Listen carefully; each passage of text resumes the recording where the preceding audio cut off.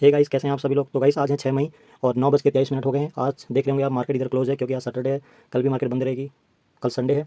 तो आप लोगों को पता होगा कि मैंने जो ट्रेड किया था 1 मई से शुरू किया था और मैं शेयर मार्केट के अंदर अपने 1,000 रुपये लेके आया था और मैंने ये देखना था कि शेयर मार्केट से मुझे प्रॉफिट होता है ओवरऑल लॉस होता है, ये देखना था। मई से मैंने अपना बजट 1,000 रुपये का बनाया और इसी से शेयर मार्केट शुरू की। ठीक है, तो फर्स्ट तारीख को यानी कि 1 तारीख को अपना शेयर मार्केट ऑफ थी, 2 तारीख को मार्केट ऑन थी।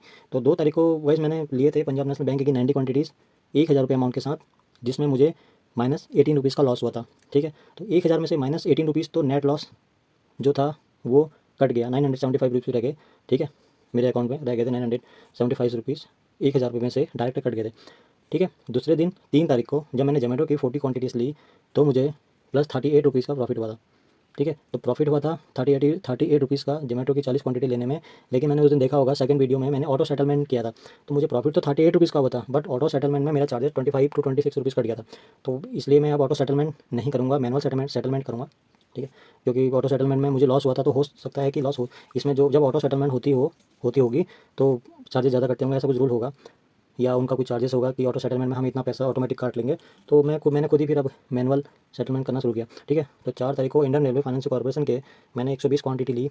उस समय मेरे पास ट्रेड का अमाउंट 949 रुपीज़ रह गए थे, क्योंकि मैं जब आया था 1,000 रुपये लेके तो माइनस मैं 18 रुपीज़ मुझे पंजाब नेशनल बैंक से लॉस हो गया था, तो 975 रुपीज़ मेरे पास रह गए थे। अब 975 रुपीज़ में मैंने ट्रेड किया था जोमेटो का 40 क्वांटिटीज़ के साथ, तो 38 रुपीज़ का मुझे प्रॉफिट हुआ था, जिसमें ऑटो सेटलमेंट में मुझे 26 रुपीज़ देने पड़े थे। ठीक है, तो ओवरऑल 3 तारीख को जो मैंने ट्रेड किया उसमें जो मेरा अमाउंट कटा था 975 में से, कटने के बाद 949 रुपीज़ मेरे अकाउंट में रह गए थे।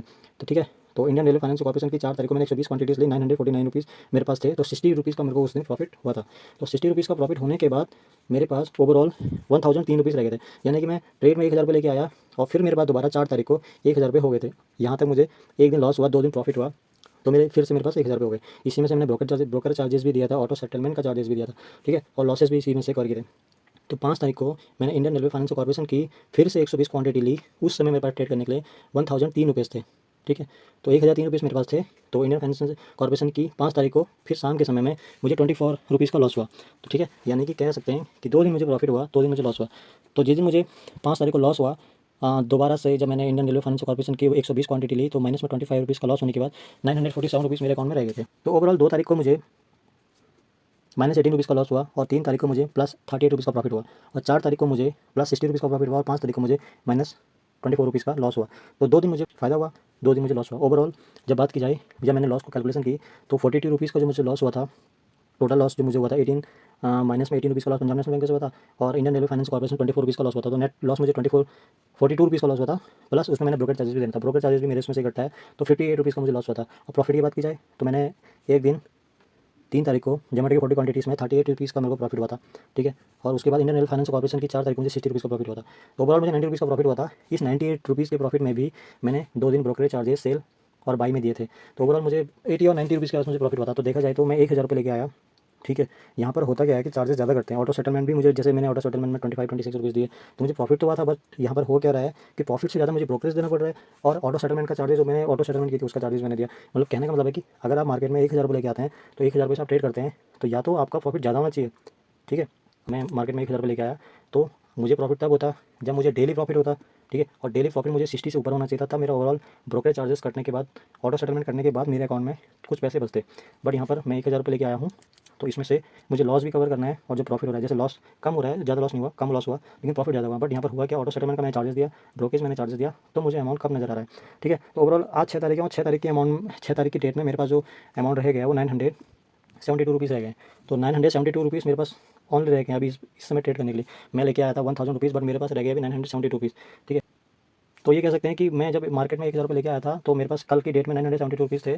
तो कल मार्केट ऑफ होने के बाद जो मेरा ब्रोकर चार्जेस जो कटा हुआ था उसके बाद मेरे पास 972 रुपीज़ थे। ओवरऑल मैंने 4 दिन में जो प्लस और माइनस किया, यानी कि मुझे प्रॉफिट भी हुआ, लॉस भी हुआ। तो प्रॉफिट और लॉस में जैसे मैंने आपको बताया कि मैंने एक्सपेंसेस भी दिए उसमें सारे अपना ऑटो सेटलमेंट के और ब्रोकरेज के, तो ओवरऑल मुझे 1,000 रुपये में से 28 रुपये माइनस में ही देखने को मिले। तो अभी मेरे पास देखो, मैं 1,000 रुपये लेके आया था, 972 रुपये मेरे पास रह गए। ओवरऑल देखा जाए तो 4 दिन में मैंने अपना टाइम भी दिया शेयर मार्केट में और 28 रुपये लॉस में भी गया। ठीक है, ओवरऑल कह सकते हैं कि या तो शेयर मार्केट से पैसा कमाना है तो आपको थोड़ा सा ज़्यादा इन्वेस्टमेंट करनी पड़ेगी। ठीक है, ज़्यादा इन्वेस्टमेंट में होगा ये कि ज़्यादा प्रॉफिट होगा और ज़्यादा लॉस भी होगा, बट वहाँ पर भी यही चीज़ रखनी है। अगर यहाँ पर कम अमाउंट में कम लॉस और कम प्रॉफिट है तो वहाँ ज़्यादा अमाउंट में ज़्यादा लॉस और ज़्यादा प्रॉफिट भी होगा। लेकिन गाइस उसमें भी एक चीज़ का ध्यान हमको ये रखना है कि हमें प्रॉफिट ज़्यादा होना चाहिए, लॉस कम होना चाहिए। ऐसा नहीं है कि मार्केट में लॉस ही होगा और प्रॉफिट ही होगा, कभी प्रॉफिट होता है कभी लॉस होता है। बस हमें ग्राफ को इस तरीके से रीड करना है कि हमें पर डे प्रॉफिट हो, इस बात का हमें ध्यान रखा जाए, लॉस ना हो, क्योंकि जब लॉस होगा तो हमारे अमाउंट से ही कम होगा। तो गाइस अभी मेरे पास ट्रेड के लिए कम पैसे हैं। अगर जब जैसे मंडे को मार्केट डाउन होती है तो 972 रुपीज़ मेरे पास है। मैं कोशिश करूँगा कि इसको फिर से 1000 करने की, फिर एक बार फिर ट्राई करूँगा, या तो 1000 रुपये कर दूँगा या सीधे 10,000 कर दूँगा, क्योंकि मुझे अब 4 दिन हो गए हैं तो थोड़ा बहुत अनुमान मिल गया है कि कहाँ पर लॉस हो रहा है, कहाँ पर प्रॉफिट हो रहा है। ग्राफ में के लिए भी मैंने एक बार बात की थी, तो हर वीडियो मैंने ग्राफ दिखाया था, जैसे 2 तारीख को, 3 तारीख को, 4 तारीख को, 5 तारीख को। इस 4 दिन मार्केट ओपन थी, तो इन 4 दिनों में मैंने ग्राफ भी बताया था कंपनी का, कहाँ पर ज़्यादा गया था और कहाँ पर कम गया था, ठीक है, कहाँ मुझे लॉस होता, कहाँ मुझे लॉस नहीं होता, इस बारे में मैंने सब उसमें बताया कि मुझे क्यों लॉस हुआ था। जैसे मेरे को लॉस हुआ था, कल मैंने स्टॉप लॉस नहीं लगाया था, उससे पहले मैंने ऑटो सेटलमेंट किया था, तो वहाँ मुझे लॉस हो गया था। तो इसलिए इन चीज़ों को भी ध्यान में रखना है। तो मैं अब कोशिश करूँगा कि मंडे को या तो मैं 1000 रुपये लेके ट्रेड करूँ, ठीक है, या फिर मैं सीधे 10,000 रुपीज़ लेके अपना ट्रेड करूँ। तो क्योंकि जब 10,000 रुपीज़ होंगे अकाउंट में तो ही शायद प्रॉफिट और लॉस ज़्यादा दिखेगा और ज़्यादा बेटर समझ में आएगा, और कितना चार्जेस कट रहा है कितना चार्जेस नहीं कट रहा है ज़्यादा समझ में आएगा, क्योंकि ना कम प्रॉफिट में कम लॉस हो रहा है और यहाँ पर अमाउंट भी कम है, तो प्रॉफिट तो हो रहा है। बट जब मुझे प्रॉफिट हुआ था इसमें, जब मुझे 60 रुपीज़ का प्रॉफिट हुआ था, तो उस 60 रुपीज़ में मुझे ब्रोकर चार्ज भी देना था। अब यहाँ मान लीजिए 60 रुपीज़ का मुझे प्रॉफिट हुआ, उसमें ब्रोकर चार्ज दिया है, तो यानी कि मान लीजिए अप्रॉक्सी 50 रुपीज़ मेरे अकाउंट में आते हैं, बाकी 10 रुपीज़ मेरा ब्रोकरेज में कट जाता है, फिर उसमें से अपना डीमेट अकाउंट चार्जेस है, काफ़ी सारे चार्जेस अपने कट जाते हैं। तो ठीक है, हमको प्रॉफिट कम दिखता है, या तो प्रॉफिट ज़्यादा हो जाए, जैसे मैंने 1000 रुपये लगाए हैं और मैंने 1000 रुपये लगाए और मुझे प्रॉफिट होना चाहिए एक दिन में 100 से ऊपर का, तब तो मुझे लगे कि हाँ प्रॉफिट है इसमें। अगर मुझे 1000 रुपये लगाने के बाद 40 रुपये मिल रहे हैं तो मुझे नहीं लगता वो प्रॉफिट है। प्रॉफिट तो है, बट वो नाम का प्रॉफिट है, क्योंकि उसमें खर्चे ज़्यादा हैं। तो देखेंगे कि अब मैं जब मंडे से अपना ट्रेड शुरू करूँगा तो या तो अमाउंट को बढ़ाऊँगा या फिर से 1000 रुपये करके चलूँगा। तो 1000 रुपये से फिर देखेंगे, एक वीक और देखूँगा 1000 रुपये से कि इस बार मार्केट में क्या होने वाला है, ठीक है। तो पिछली बार वीडियो में हुआ क्या था, 2 तारीख को जब मैंने पंजाब नेशनल बैंक के शेयर लिए थे। अब देखो, अब ग्राफ मैं आपको दिखाता हूँ। तो यहाँ से 5 दिन का ग्राफ लेके चलते हैं, यानी कि 1 तारीख से आज तक का ग्राफ लेके चलते हैं। तो पंजाब नेशनल बैंक की कुछ हालत ऐसी है, देखो कुछ समझ में नहीं आ रहा होगा, कहाँ पैसे लगाएं कहाँ ना लगाएं। यहाँ पर लगाते हैं, यहाँ पर लगाते हैं, तो यहाँ मार्केट गई है नीचे।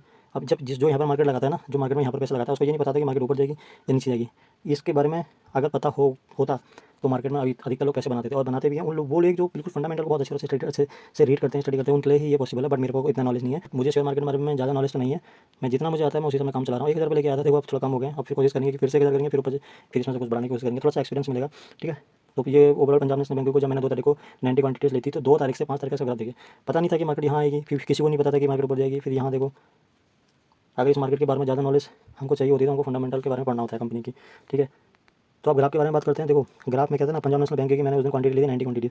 अब मैं इसको ग्राफ को 5 दिन में सेट करता हूँ, तो 5 दिन के सेट में देखो ज़्यादा वेरिएशन देखने को नहीं मिला है मार्केट में। ये है वेरिएशन, ये बस इतना सा ही वेरिएशन है, यहाँ पर से मार्केट थोड़ा सा डाउन हो गई थी, इतना ही वेरिएशन है। तो इस वेरिएशन में मुझे भी -18 रुपीज़ का लॉस हो गया, काफ़ी लोगों को होता है, इसमें प्रॉफिट भी होता है लॉस भी होता है। अब 3 तारीख की बात करता हूँ।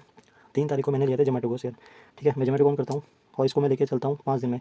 तो 5 दिन में जोमेटो में मुझे प्रॉफिट वाला था, मैंने आपको बोला था कि मुझे 30 रुपीज़ का प्रॉफिट हुआ था।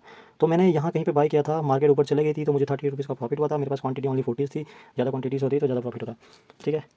ये एक अनुमान था कि मार्केट ऊपर जाएगी, क्योंकि काफ़ी दिनों से नीचे थी मार्केट, तो इसलिए मार्केट ऊपर चली गई थी, तो मुझे प्रॉफिट हो गया था।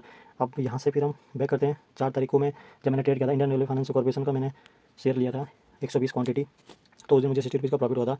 इस ग्राफ को 5 दिन में करते हैं, तो 60 रुपीज़ के प्रॉफिट में देखो कैसे प्रॉफिट मुझे हुआ था। मैंने यहाँ बाई किया था और डाउन पे सेल किया था, सॉरी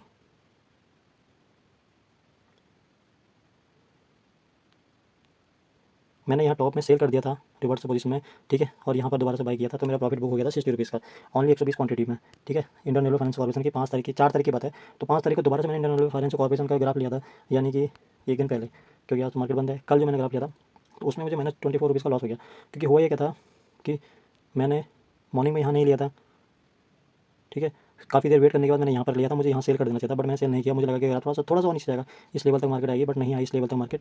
तो मार्केट फिर अचानक से ऊपर चलेगी, यहाँ ग्राफ में माइनस माइनस जो मुझे हुआ यहाँ हुआ, तो मार्केट जो थी वो अचानक से ऊपर चलेगी। मैंने यहाँ पे स्टॉप लॉस नहीं लगाया था, तो स्टॉप लॉस मुझे लगाना चाहिए था, क्योंकि मेरे स्टॉप लॉस ना लगाने से मार्केट काफ़ी ऊपर चली गई थी। तो ओवरऑल देखने के मुझे कल लॉस मिला।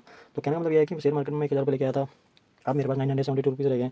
अब मंडे को जब शेयर मार्केट ओपन होगी तो या तो मैं अपने अमाउंट को बढ़ा दूँगा, फिर से 1000 कर दूँगा, या इस बार क्वांटिटी ज़्यादा देने के मुझे अमाउंट बढ़ाना पड़ेगा। तो कोशिश करूँगा 10,000 रुपीज़ में इसमें अभी स्टॉक के अंदर लेके आऊँ, उससे ट्रेड करूँ ज़्यादा समझने के लिए, और बाकी या फिर 1000 रुपये से स्टार्ट करेंगे।